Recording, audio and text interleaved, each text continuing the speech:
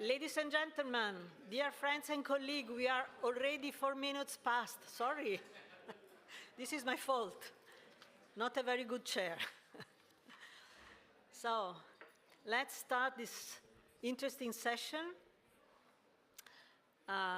titled Integrating Training and Skills in EOSC. Before starting, I guess we have some instruction. Can we have, first of all, I want to thank the co-chairs, Cameron and Javier, that helped in the design and the organization of the session, and of course all the speakers that I'm going to present. So this is our co-chair of the session. Can I have the next slide, please? So, a brief introduction from myself, since we are already late. Training and education are so important. The European Open Science Cloud aims to give researchers in Europe seamless access to data, services, and computing resources to support the open science. It's built on principles of fair data, and for EOSC to succeed, researchers, data stewards, and institutions need the skills and competencies to work in open, data-intensive, and collaborative ways. Klaus very well stated in his talk in the first day that EOSC is a technical infrastructure, but also a social infrastructure. So people are very important in EOSC. And education, capacity building, and workforce development are fundamental components for the EOSC implementation. However, there are not enough adequately trained people to meet the current demand for fair and open science needs. We all know that. And what is needed is a concerted effort, which is already still lacking to develop the skills and capacity, which is crucial to build and exploit the full potential of EOSC.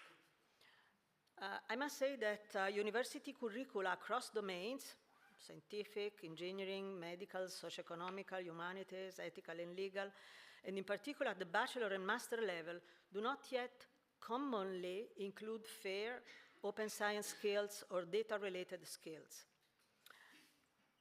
Some universities, several universities across Europe, do have curricula and PhD courses dedicated to data scientists, and we will learn more from Maria Rita today. But still, there is a lack of widespread training on multidisciplinary usage of digital research objects and on the interoperability of the textual and numerical dataset, software, and workflows that are at the basis of EOSC. And also, to my point of view, there is also an insufficient support for the technological development of FAIR by design, which is needed for digital research project acquisition and all the research infrastructure and laboratories. Nowadays, there have been several projects funded by the European Commission to support training and education, but there is still a big fractionation in the training activities across Europe. And what is needed is the professionalization of the data stewardship curriculum, the embedding of FAIR principles and open science practices into curricula and daily research workflow, and to align, and this is, to my point of view, very important, align European training initiative at the European level. There are several opportunities in EOSC to do it, also thanks to the national nodes initiative, to the competence centers, and to the research infrastructure. So we will learn more about this today. And with this, I'm happy to introduce the speakers. So the first speaker today is Gilles Mathieu. Gilles has been involved in national and European infrastructure for most of the past 20 years, working on grids, clouds, scientific computing, and research data management for the CNR and for the INSERM and the French Ministry of Higher Education and Research. And with this, I'm pleased to give the floor to Gilles for the first presentation.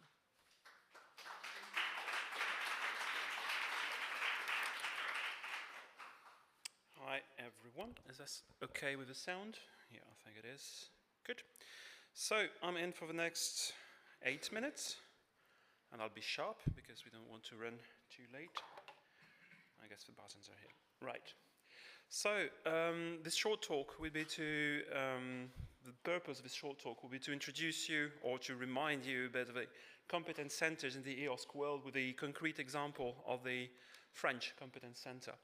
So first of all, a few statements that we should all be familiar with. We have, support and training in the EOSC world represents a lot of challenges. So first, there's been a lot of projects, and there's still a lot of projects around, and many years of material that get accumulated, and more materials, and more guides, and more handbooks, and so on. So that needs to be maintained, updated, and used. So that's one of the biggest challenges. We've got a lot of material. How do we use it properly? We need to share and harmonize practices. Europe is not something which is abstract, it's very concrete, and we need to make sure that the practices are sort of homogeneous in the sense that training to open science should be available to all in the same way. We need to engage the relevant stakeholders, both at national, international level, but also the universities, and I'll come back to that later. It's important that the universities in each country get access and get involved in this at this European level. And we need a sustainable model. It's been a line for all the discussions. Funding and everything should not depend too much on projects. So we need to find a model. Now, this is the power of open science. I'm reusing slides. I'm not building it. So I'm reusing slides from Sarah and from Claudio that give a few details about the Skills for EOSC project that builds the Competence Center network. I won't go into much details in this. This is just, most of you have probably seen those slides already. Competence Center is a broad concept, and in the scope of Skills for EOSC, it's been coined as a point of reference to find and provide key competences in open science. So we've got these competence centers that provide services, training, people that are available, give training to researchers, to different people in their institutions to actually build up the competences in the EOSC ecosystem. It's made as a network, which at the moment includes competence centers in all the countries where you see red dots there. So it's relatively new, but it's very thrilling in the sense that it's building up, and there are more and more competence centers coming on. So the purpose of building a network is exactly to share expertise, to share experience, to share resources, material, and to build this homogeneous way of dealing with open science competences in Europe. You've got the reference here about the complete presentation. I encourage you to look at it. It's very, there's a lot of things about the results of the Skills for EOSC project. Now, just to give you concrete examples, because seeing a network, a map with competence centers all over Europe is fine, but how does it work in reality? I'm working for Recherche Datagouv, which is the French infrastructure or ecosystem for sharing and opening research data. It's also relatively new. It's been created and inaugurated in 2022, so 3 years from now. And it consists of 2 bits. There's a national research data platform, the infrastructure part, which is a repository, catalog, and so for opening, sharing, searching, and reusing data. But it's also built on competence centers, in terms of federation of competence centers, to actually provide support and training to the different stakeholders of the research data ecosystem in France. A bit more details. So the national platform is one data repository which starts being quite heavily used at the moment, and one data catalog which is under construction and is getting close to being released. And the competence centers, we have at the moment 38 federated competence centers across France. They are organized geographically, like in most of the universities in France. You've got some local support. They are also organized thematically. We interact with research infrastructure in France that provide this support for their community in earth science, environment, life science, human science, astronomy. So we got this crossing, this matrix of providing local support, but also thematic support at national level. And this is quite a big thing. It involves more than 600 people all across the country. Not all in full-time, of course. This is something like 100 full-time equivalent, which is still big. So local support, institutional support, disciplinary support, and all of this for the benefit of the researchers. So why being recognized as a competence center, and why going at the EOSC level? Well, the first thing is that we want to be useful. We've built something in France for the French research ecosystem, but we've got some expertise, we've got some experience, we've got things to share, and we want to contribute. The other side of it is we want to get more. We also want to benefit from support from the expertise and from the experience of our colleagues at European level, and from the different training offers and materials. And all in one, as I said, Europe is very concrete. Each country may have its own national roadmap in terms of open science or in terms of anything, but it's still useful and still important that we keep aligned with what our colleagues are doing. Open science is international. Our researchers work internationally. We don't want rules that apply in one country and not in another, and we don't want curricula or trainings that are relevant in one country and not in another. Now, our specificities, we are not a competence center like any other. I mean, every competence center is different, and we are different in a way that we are already a federation. As I said, we have these small competence, well, small is relative, but we have these competence centers which are spread across the country, and we already work as a federation. So, as such, we are a competence center in a federation of competence center, but we are also a federation. So this is kind of a Russian doll model, which is quite, I think, interesting. And as I said, we have this different approach to support, which is geographical, disciplinary, resource-oriented as well. And one of our specificities is that we are focused on data. The name is Recherche Data Gouv. It's research data, so we don't provide support on other aspects of open science, like publications and software and so on. So this is something we probably need to extend, but this is our specificity right now. So, what are our perspectives now with regards to that? Well, there's a question of scaling up, but also of scaling in. So we want to grow the network, contribute to growing this competence center network at European level, but also to link and to build the links and reinforce the links with other networks and community. There are other ways to organize support. A competence center is not everything, and we'll see it in the next presentations. We want to build the links and to maintain those links with the data stewards, which are in the different organizations, with the open science communities, which are spread also across the different institutions in the different countries. We are aiming at working towards a global sustainability, both in terms of funding, but also in terms of models, procedures. We don't want things to be too complicated, but we want them to be structured so that we can work in the long term. And although money from projects is always very welcome, we don't want to depend on it because it's the key to global sustainability. And then we want to find our place in the global EOSC ecosystem. There's been a lot in this symposium about the EOSC Federation and the nodes. What is the place of competence centers in this? It's an open question, and we are really keen on helping answering this question. How do we organize competences in EOSC? What is the role of competence centers in this ecosystem? How do they interact with nodes, with the federation?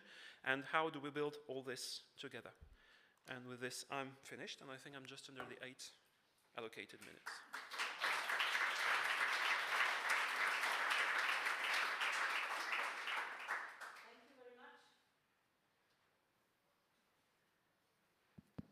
Thank you very much, Gilles. You can address questions to Gilles and to the other speakers and panelists through Slido, so please use this QR code or access Slido and select the Versailles room for addressing questions. And I'm pleased to introduce now the next speaker, who is Maria Rita De Luca. Maria Rita is a research technologist at the Laboratory of Data Engineer at the Area Science Park in Trieste, and is also served as coordinator of the Master in Data Management and Curation, which is a joint initiative of Area Science Park and CISA. And she will talk about the initiatives at the educational level for EOSC. Okay, thank you very much for the nice introduction, and thank you for having me. It's really an honor to talk in front of a wide and competent audience, and I think it's a good time to wrap up about training, because we heard a lot in the previous session that we need a change in perspective, we need a change of culture, and the message that I would like to give you today is that I think we can have this change with formal training about open science if we really want to have the EOSC that we envision as a web of fair data. We saw yesterday the celebration about the first round of EOSC nodes, so we believe that EOSC Federation will really be able to provide the technological and policy framework that we need, but we need the people to provide the practice. So we need skilled people, and as Maria Luisa already mentioned, we need another change of perspective from fair data to fair by design. So we need to think about how to apply FAIR principle in all the phases of the research data life cycles, in laboratories, repositories, everywhere data are collected or produced. And this is not possible if we don't have fair, skilled people. So we thank Europe, the European Commission, and other funding programs that invested enormously in training for open science and fair data, and we are very glad to have across the EOSC landscape a constellation of valuable initiatives. We produced valuable results, excellent training materials, competence framework, learning platform, and professional curricula for data stewards, researchers, and data professional and other kind of expert within the open science environment. So they worked a lot in the past years. They've built awarenesses, skills, and building a community. But now the change of a perspective that we need is to go from, let's say, occasional, but in not structural training to structural training, in the sense that we ask for a commitment to performing to the institutions, the academic institution, to recognize that open science and fair data skills will be at the core of the scientific competencies. They need to be integrated into the formal learning in the bachelor, the master, and the PhD curricula, and not reinventing anything, because we already have from the competence centers a lot of materials, a lot of courses that must be integrated into the academic institutions. Actually, in Europe, and I know better in Italy, we already have at the PhD level a lot of universities which introduced courses about open science and fair data at the PhD level, some, let's say, in a mandatory way, some other are optional, like in the University of Milan, the University of Turin, Padova, Bologna, Trieste, Udine. There are really many. Of course, I'm forgetting some of them. I know that at the University of Bologna, there is still a course at the master degree, which is a kind of unicum in Italy right now. So something is going on, and we need to work starting from that. And we would like to, in the future, to see not like isolated activities, but an harmonization of the training among all the academic institutions. So my message, the point is that, and we already heard about that, EOSC is a social infrastructure. So education leads to the human infrastructure, because if we want a change in the culture, that will happen when the training will become curricular and the fair will become the culture. And I can mention what we're trying to do in Trieste. I'm from Area Science Park, which is a small research center, and the SISA is the International School for Advanced Studies in Trieste. Area and SISA are very synergic from the research point of view, because within the Laboratory of the Data Engineering and the Data Science group in SISA, there are a lot of research in common and a lot of projects in common. But we are also very complementary, because Area Science Park is also a technological park in which private companies are hosted with their research or technological hub. We have an HPC facility, which has been used by the students of this course. And SISA has a very long history in open access, because it hosted the servers of Archive back on time, and has other successful master programs. So we are trying to build this course because we believe that our ecosystem, which combines infrastructures, research experience, innovation, and a strong open science culture. And of course, ARIA and SISA are members of the EOSC ecosystem. So what we're trying to do, and here you have all the references, is to build a course which is lasts 10 months.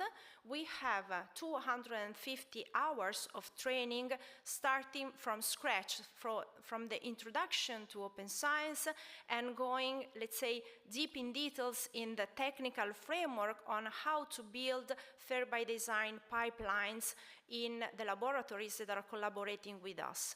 After the lessons that are in presence in Trieste, since it is very important for us also the community building among the students, trying to enrich the competence center that we have in Italy, we have a practical internship of 6 months in which the students have the possibility to go deeper in what they have learned.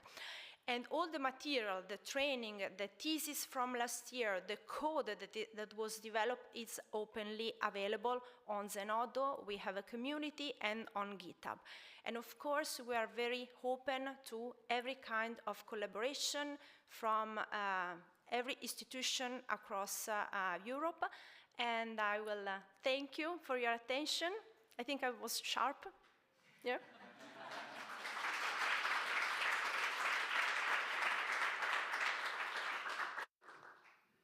Thank you, Maria Rita, also for being on time.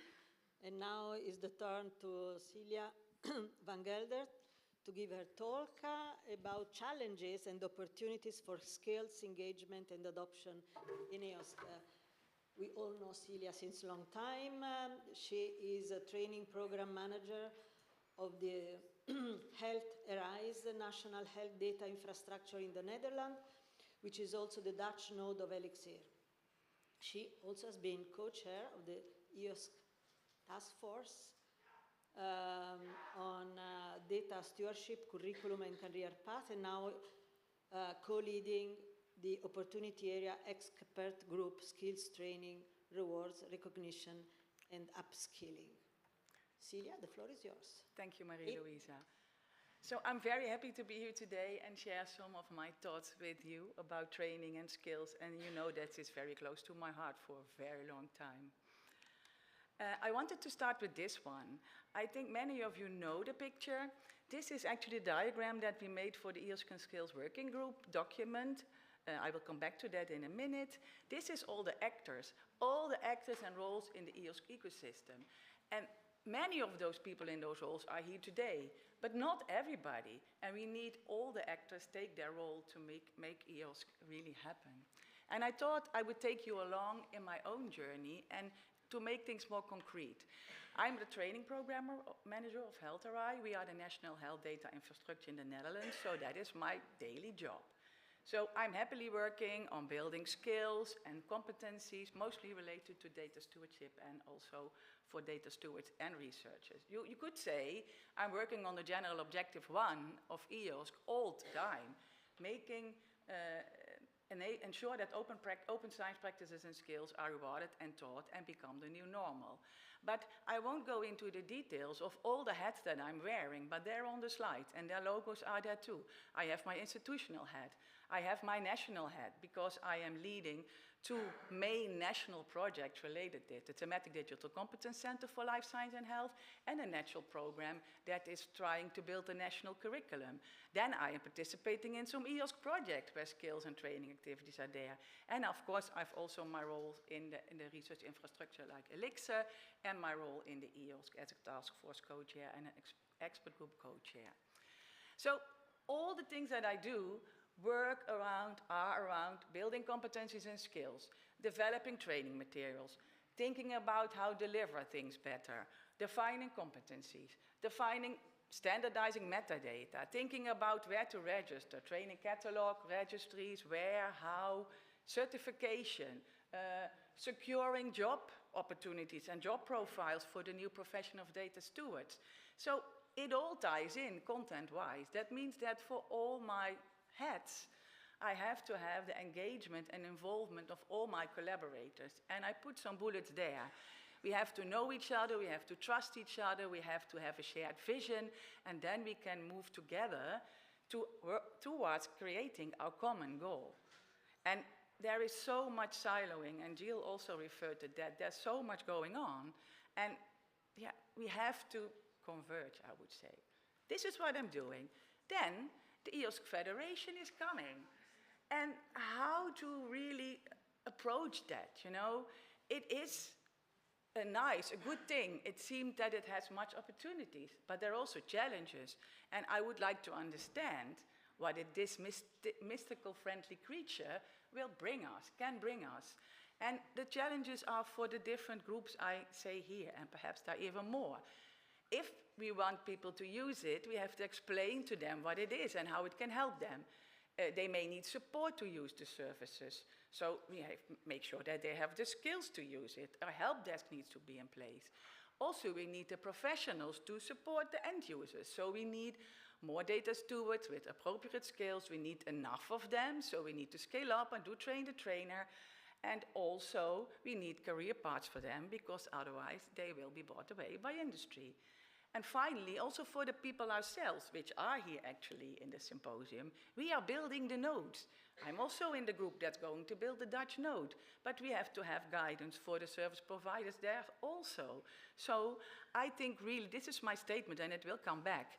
Without proper skills for and engagement from all the stakeholders, all the hats you saw, we cannot realize the benefits of EOSC. And now I want to turn to the expert group 5, as we are called. We have renamed ourselves as Skills, Engagement and Adoption, and not only the 4 names of the 4 previous task forces, that was simply put together.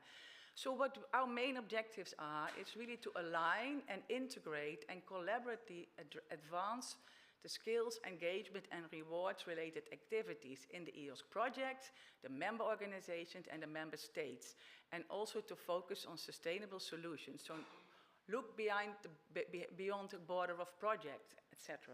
And together we can realize the adoption of EOSC by ensuring that the research communities and the research support staff are properly engaged, skilled, and rewarded also. Let's not forget that.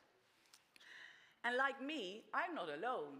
We have 60 people, more or less like me, in the expert group.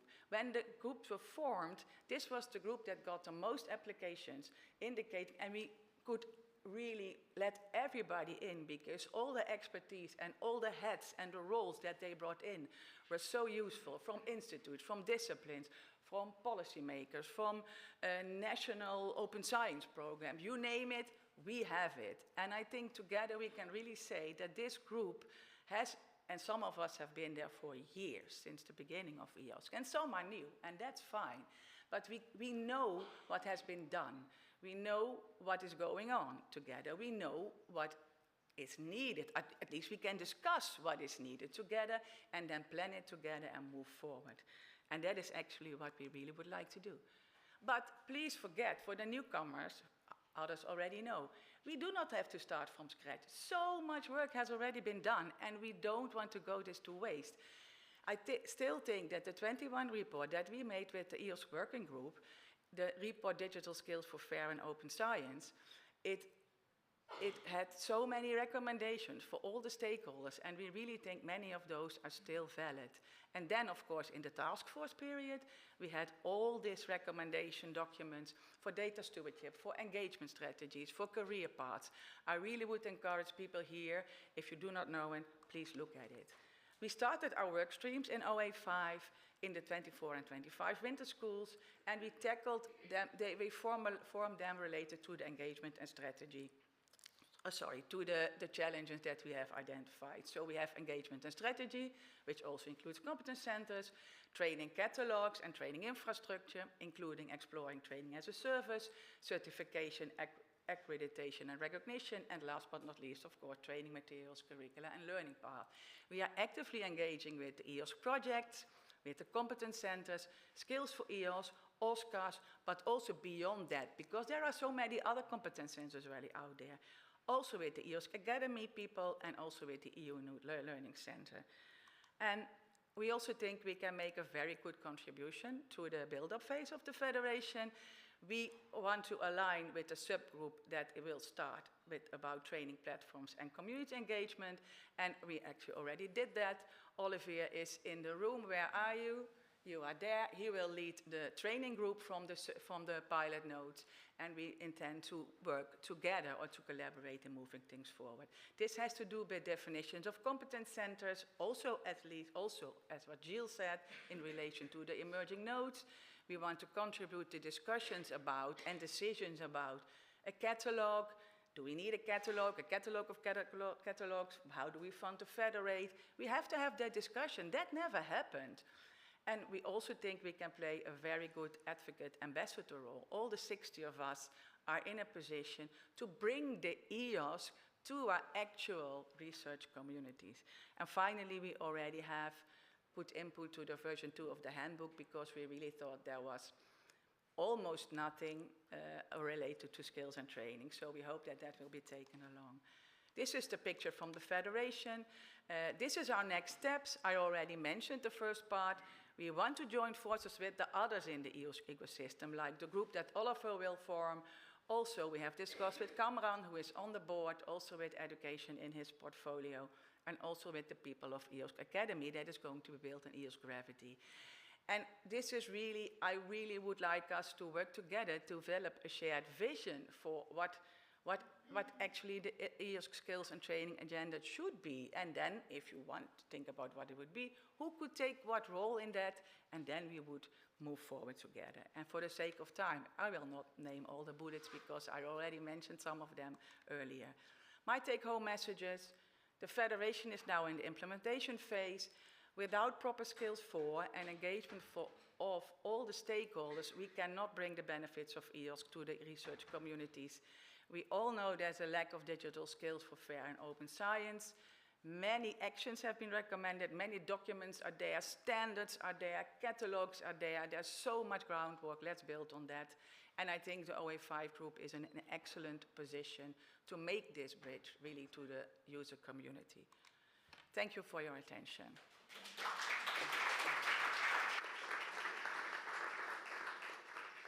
Thank you, Celia, for this very inspiring speech. And now I'm pleased to give the floor to my colleague Kamran to chair the panel session. Well, thank you, everyone, and thank you to the speakers for a very rich overview of all of the amazing work that's been going on skills and training over the last few years. I'd like to invite the panelists to the front of the room and to take a seat. Joining the three speakers, we have Anka Hinola, who currently works as Chief of Open Science at the Finnish Meteorological Institute, focusing on fair data, open access, and research infrastructures. She's been actively involved in several European projects, including EOSC Pilot, EOSC Nordic, Envy Fair, and EOS Future, and is currently contributing to Oscars, Envy Hub Next, and OS Trails, and most recently was invited to join the IPCC Task Force on Data. We also are joined by Anne Fuyu, who is an open science advocate with expertise in big data and fair principles. She leads initiatives connecting researchers, technologists, and educators, promoting transparent, reproducible, and collaborative science. She leads the Fair to Adapt EU-funded project and contributes to Oscars Fiesta, ESA Earth Code, and Science Live, aiming to increase skills development for fair and open science adoption, and to facilitate the transfer of knowledge from academia to industry. And she's just this week started a new job at LifeWatch ERIC, so congratulations. I'm going to try and move to a less awkward position.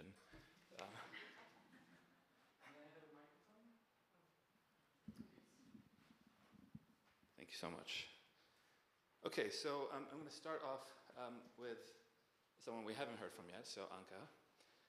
How can we better align national and community level efforts to ensure coherence and collaboration in EOSC-related skills development?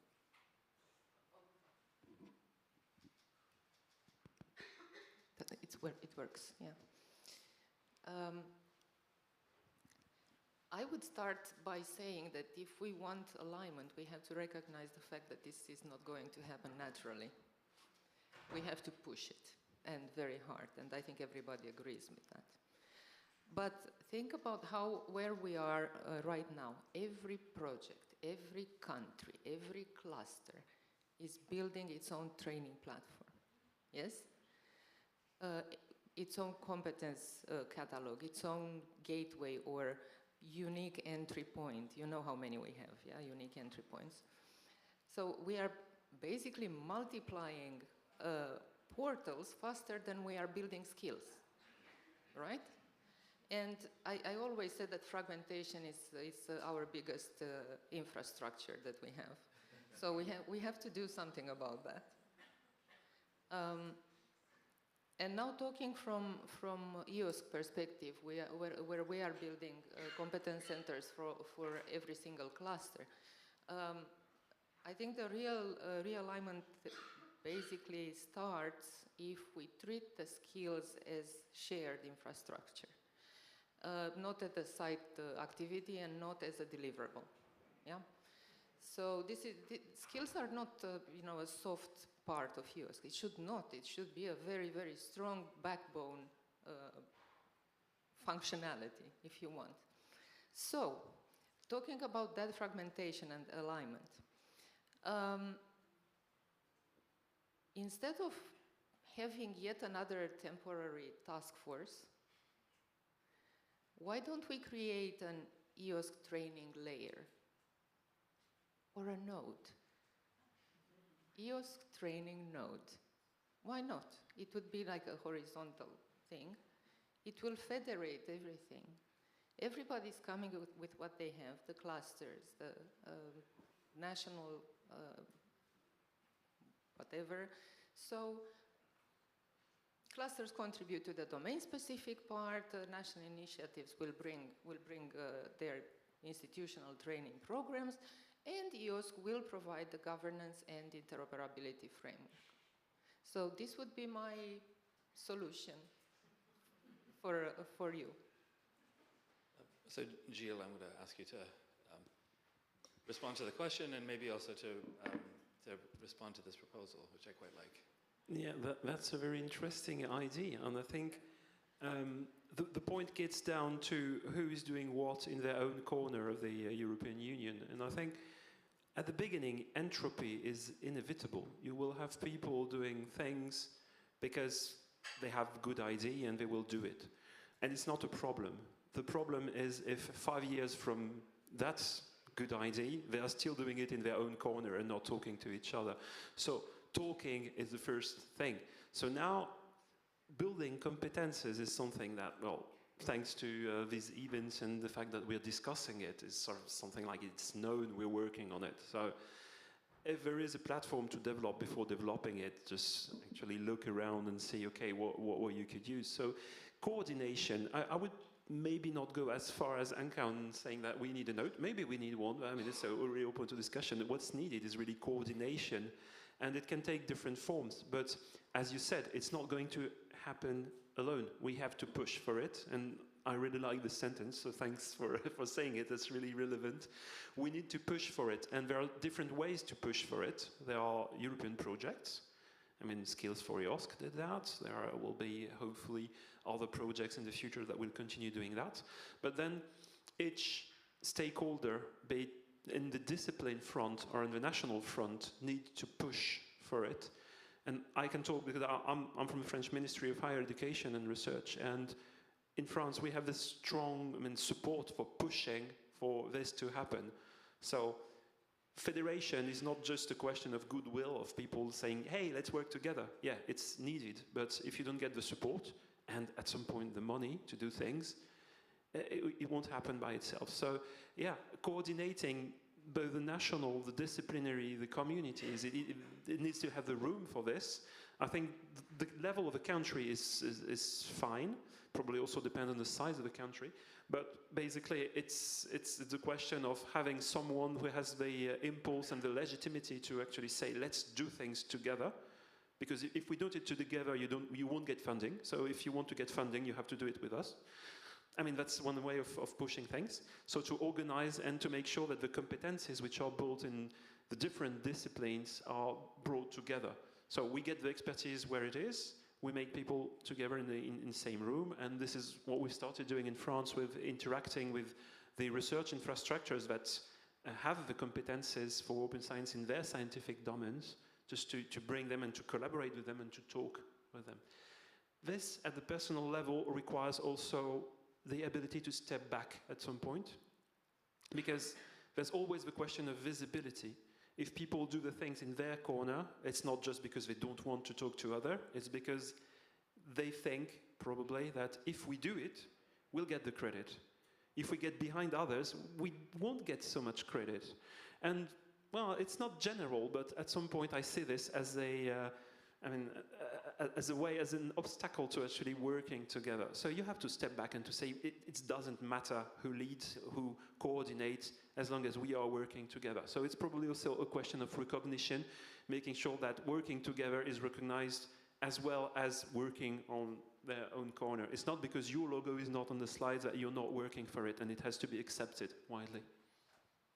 Thank you very much. I'd like to shift directions a little bit and talk a little bit more about the academic and scholarly context. So, and this question is for you, Maria Rita. What are the most effective ways that we can embed EOSC-related competencies into academic curricula and into formal education? Yes, that does, yeah.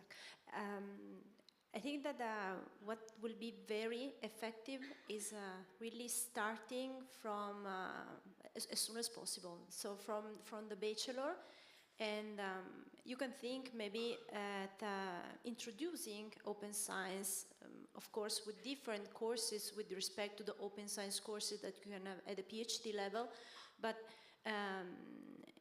you really introduce the concept, and the students are very reactive because they like it, because it's a new way to think, it's a new methodology, it's an open methodology, and I can tell you this feedback from the PhD students, because we have already done some courses with the PhD students.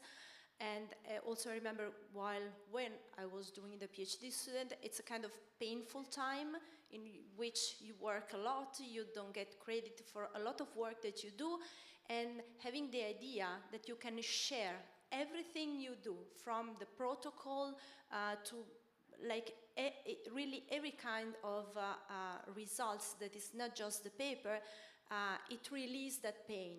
And the possibility to have credit for that, and maybe in the future also to be awarded for that, it is really something very, very important for the students.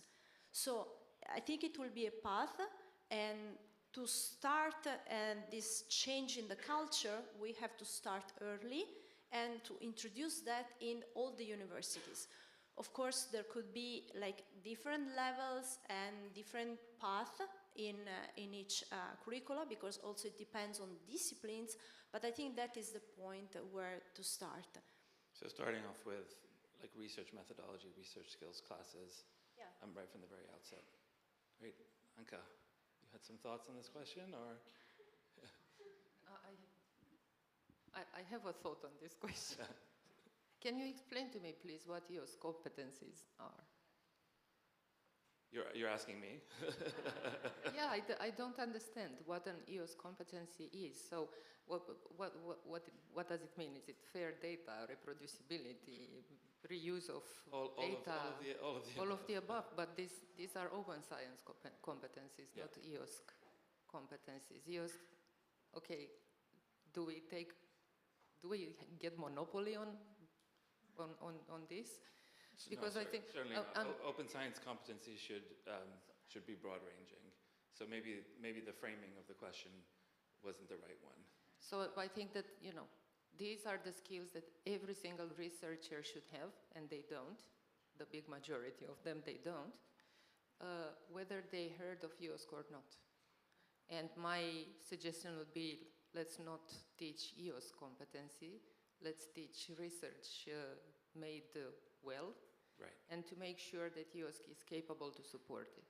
Right. I appreciate that. I also think that we sort of heard that theme in the last plenary session, where researchers don't necessarily need to know about EOSC or its existence. It should just be the enabling infrastructure. But what we need to cultivate is the skills to practice open science and to practice it effectively. Okay, so to competence centers. How can competence centers serve as sustainable coordination mechanisms, and what role should they play in connecting with academia and formal learning structures? Gilles, over to you. Yeah, well, as I said in the previous question, there's a question of support and of funding as well. So for a competence center to act as a coordination body, it needs to have the funding, the support, and the legitimacy to do so.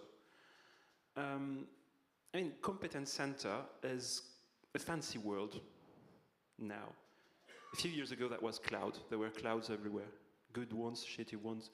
There were clouds everywhere because cloud was fancy. Now, competence center is fancy, and we can see that there might be a lot of competence centers going around. This is not because you coin yourself as competence center that you are a competence center. And I've seen a few questions in the Slido saying, how do we ensure that the competence centers are actually competent in bringing competence to others? So you need this legitimacy. And this legitimacy comes from the community. So you have to be recognized as a competence center by the community you serve.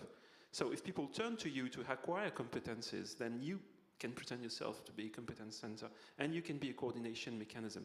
There's a question of trust as well. So it's important that what you deliver is trusted, is endorsed, and is aligned to what other competence centers are doing. And that's the added value of the network of competence centers. If you're part of a network of recognized competence center, it's kind of a quality label, and then you can act as a coordination mechanism.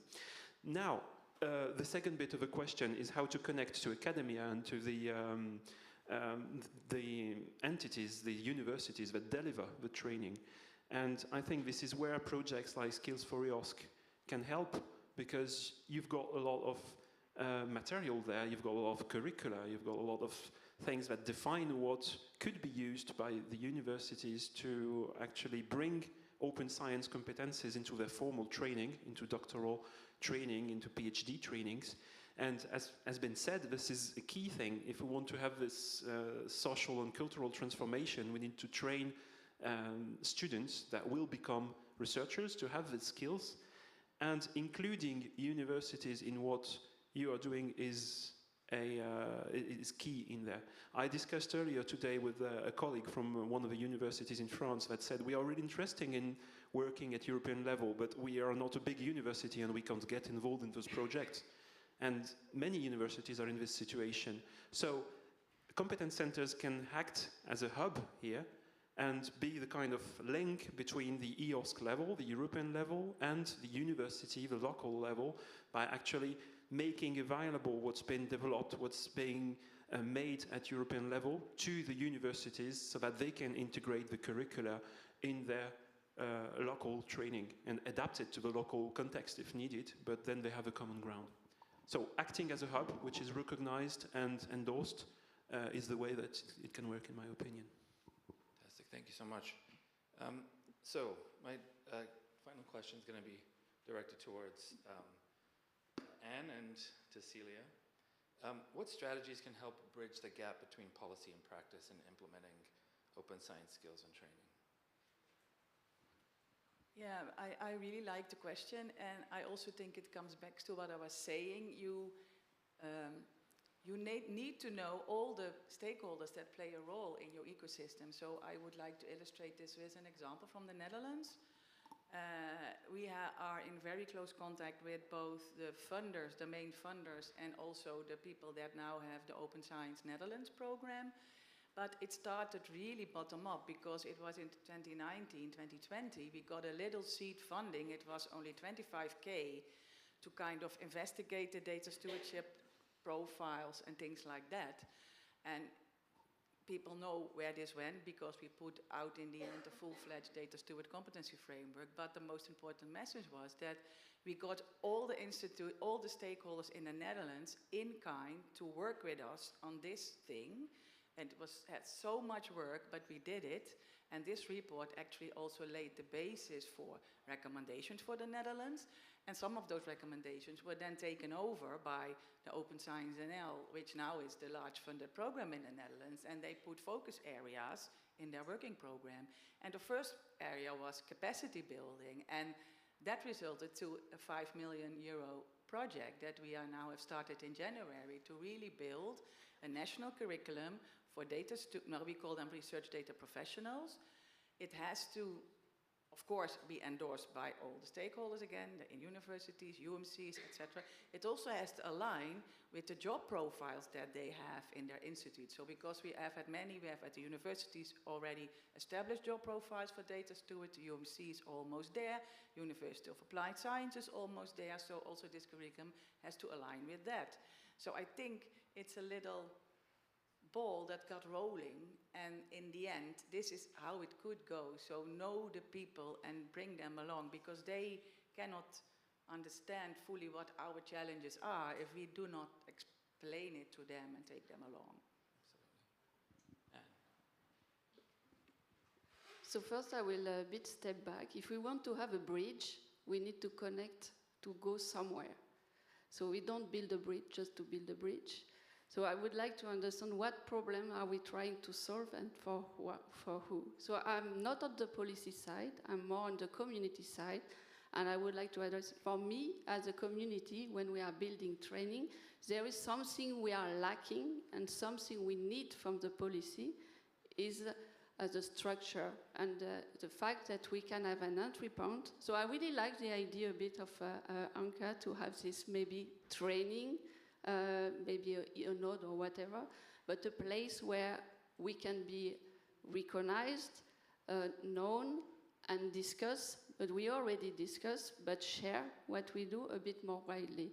So if we want to connect, I would like them to solve my problem, and I would like to ask them, what problem are you trying to solve? Because you have thousands of trainings, but I've never followed any of them, because I have other trainings which I've built myself or with the community. So for who are you trying to develop this training?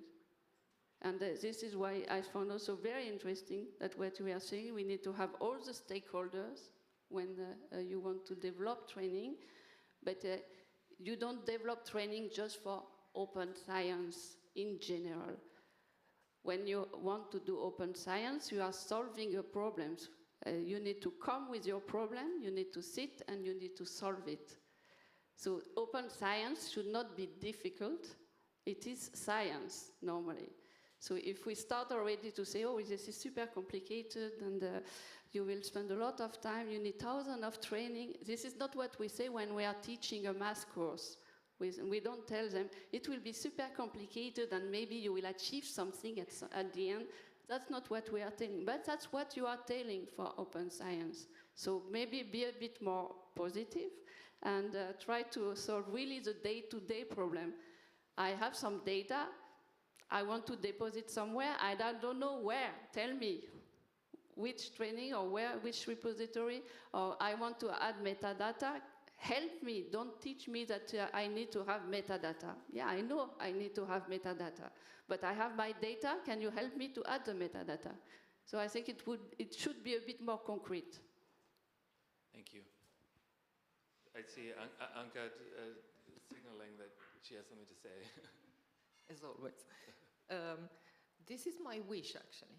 I wish that we, somewhere in the near future, we will not need to teach how to be fair at all, because we would have the tools that will do it automatically for us, yes? We will have machine actionable DMPs, you don't have to do anything, it will just go automatically there. Repositories that are checking the metadata, and you have a fairness assessment there. Templates for the users to write the right thing, etc., etc. So this is my wish. I hope we kind of scratch away that how to be fair from the training and focus on something else, because we will have these amazing tools. Let's hope. I think the future is upon us. So I'd like to, oh yeah, please, go ahead. Just to answer the question for who is the training, and for many different professionals. So, for example, what we are talking about in the academia would be for the researchers. And in that case, it will be very practical. So if you start to organize your work, your methodology since the beginning, it will be easier, your research, and you will achieve more with your results, because you take a little bit of time before to think ahead how to do the things. That's a fair by design fashion, and then you will be able to do whatever you have to do. And there are of course, some indication, but that it's your competence in the discipline to look for the repository and whatever you need. Then another point that, for example, in Italy, it's really complicated. It's to talk about data stewards and training specifically for data professionals, because this is something that is happening with our master. I cannot say to my students that they will become data stewards, because we don't have data stewards in Italy. So they will become data professionals. If they are lucky, they can go in Europe, they can go anywhere, they can stay, for example, in the research performing organization in enti di ricerca, like myself, working at something that could be recognized as a data steward, but the national level, it's really important in playing a role in all the stakeholders we were talking about before. Thank you.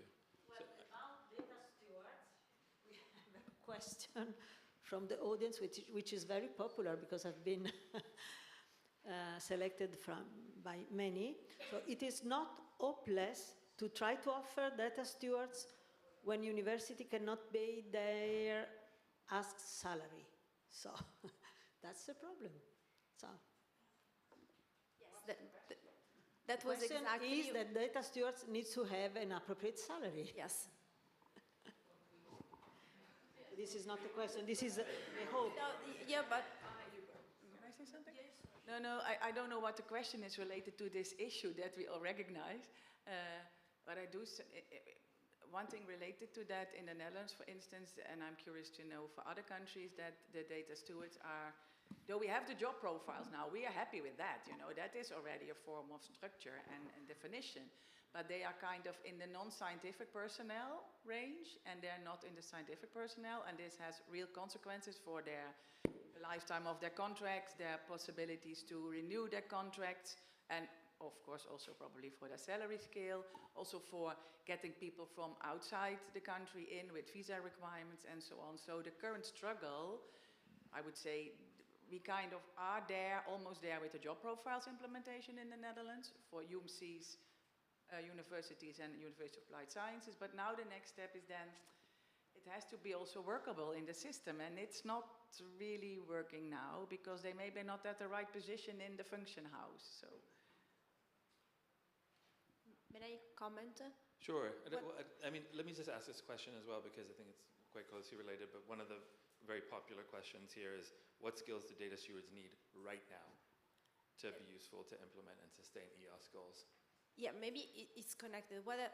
My vision is that a data steward is really a part of the research team. So they are working together, and the researcher is doing their job, and the data steward is doing the part of the data curation, the data manager, the data preserving part, and they are publishing together, maybe in different journals, but the contribution is from both of them. So that's something that I would like to have in the academic environment. Can I say very briefly? No, I'm sorry, I don't want to steal your time. I also think maybe not the first that comes to mind, but crucial, they need to have the soft skills. We find that a lot of their challenges is also that they still have to have arguments with the researchers that they are actually trying to help, to convince them to go for open science, to make their data fair, and they need skills and help to fulfill that role. We see that definitely, that is something that they also need to grow. And can I just say something? Maybe we should not only count papers. Then maybe they will have a better recognition, and not only people that are data stewards, but everyone that is contributing, and not only contributing, doing the research, and only the professor is having a title and a recognition, and only counted as paper. And I think maybe if we solve this problem, we solve all the other problems, because Ianka mentioned, it's not only the data steward that needs to be well paid, it's everyone. Hear, hear. So we don't have that much time left, but I'm going to do something crazy and take a question from the room. So if anyone has a burning question, please raise your hand, and the microphone will make its way over to you. Don't be shy. Here we go.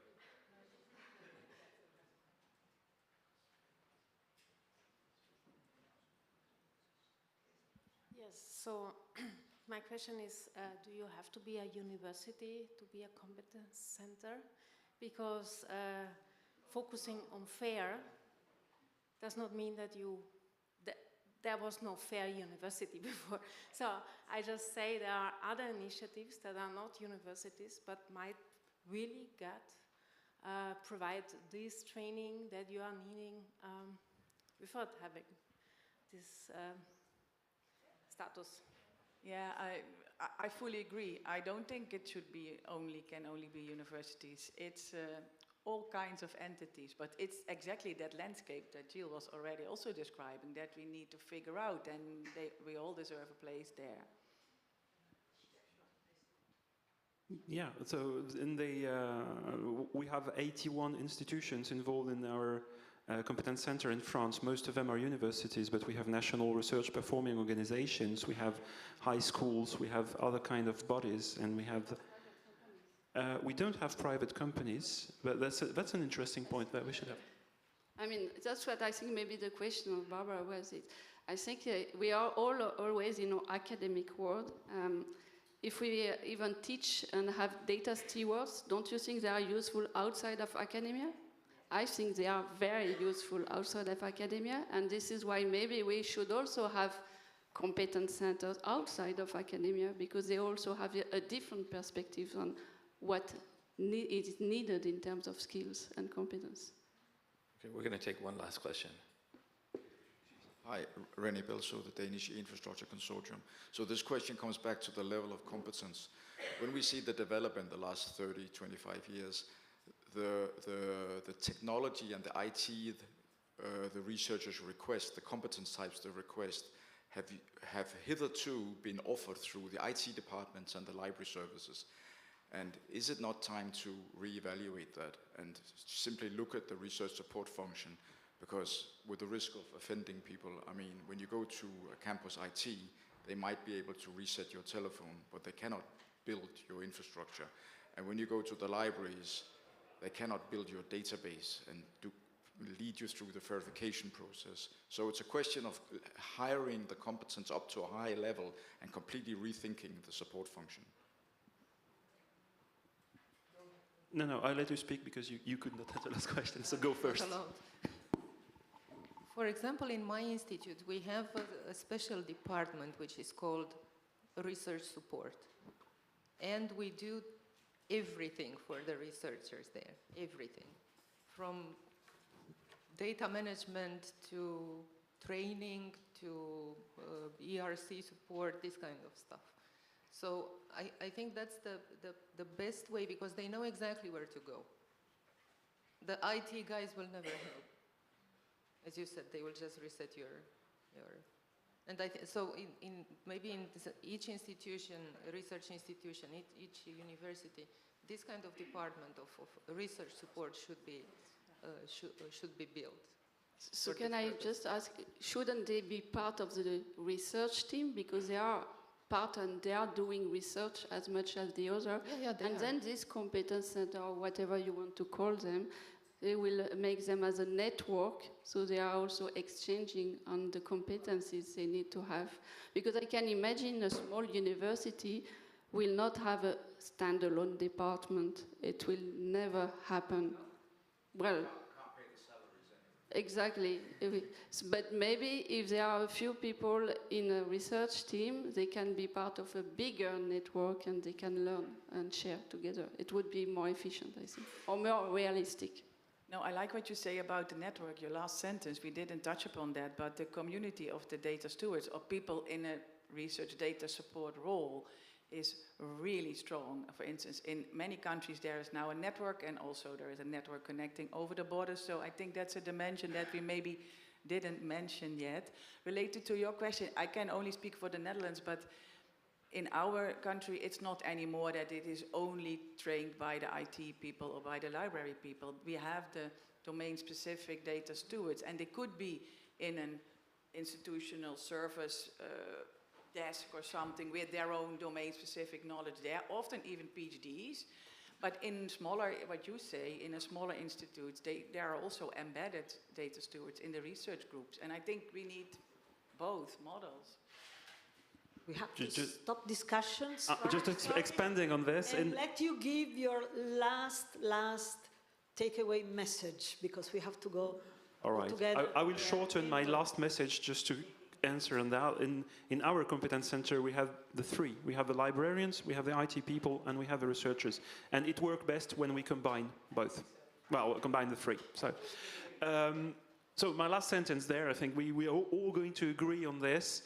Training is not a side product.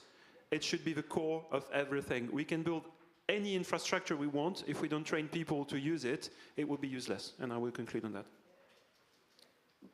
So my last word would be, we don't only need to train, we need to use. So it's just not about training, it's about doing.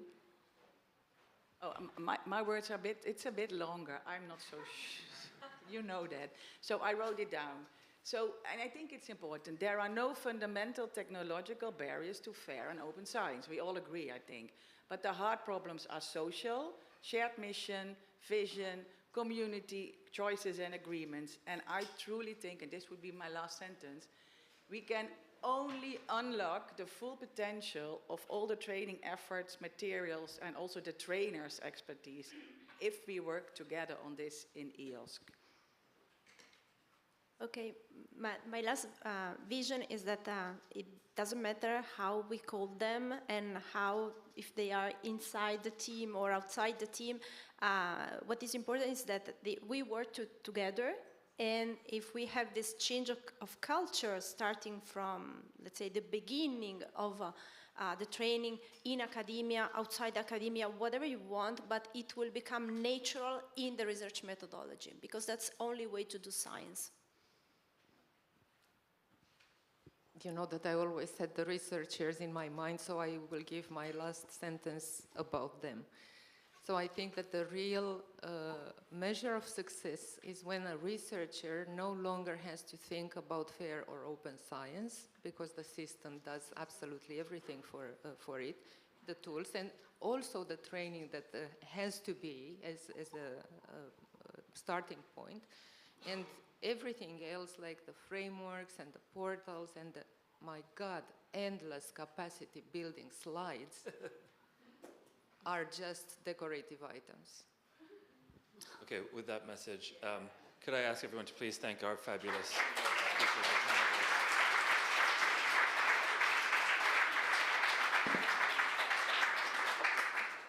So thank you very much for all the speakers. So just a few words, since Volker is still talking in the main room, so we have 2 more minutes before leaving this room. And I recommend, actually not recommend, we ask to leave the room through the back door, not using this door here on my left. So lots of input, lots of information, very interesting session. Thank you very much for all the contributors from the panel and from the audience. Some messages. Fragmentation.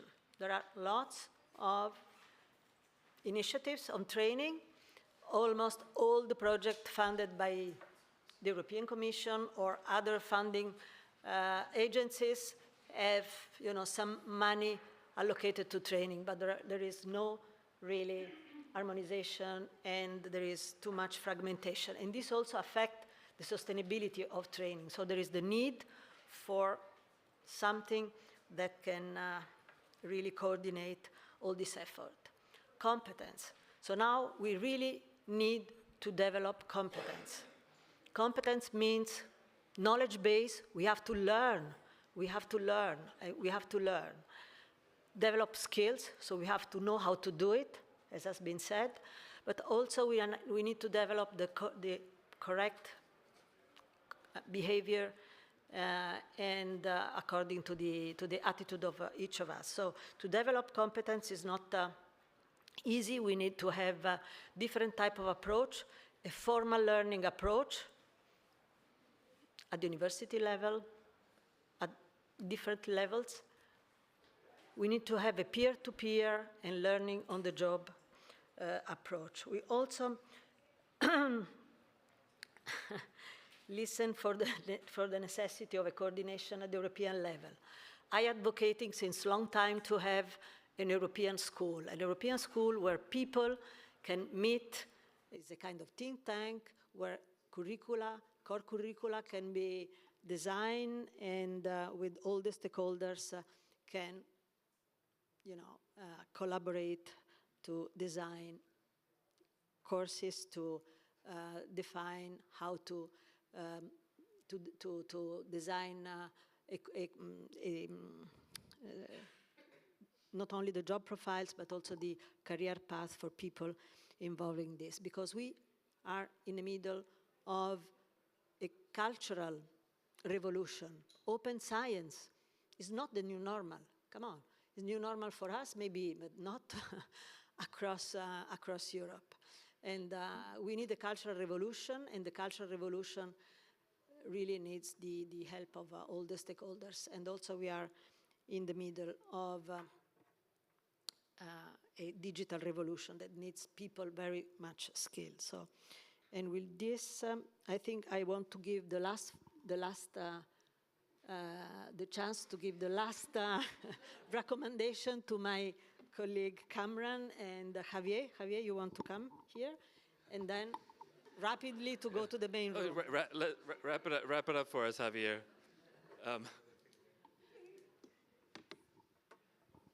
I think we are late, but anyhow, it's been a very good session. From the Commission point of view, we will keep supporting skills, people, capacities, and so on. They are very much in all of our strategic agendas. I saw calls from some more levels of concretion. So open science is very big. This is an open-ended effort, long-term. But we also have an emerging EOSC federation that can be a catalyst. Both, we need to increase the uptake, and I think that there is something like EOSC skills, because it will propose a very concrete framework where developing all these things, and that has to be develop and learn. Policies, there will be many other things. So, I mean, all these efforts, they have to continue, and I really hope that there is a better integration of all of them, and that the EOSC Federation gives a focal point for advancing together. Thank you to all of you.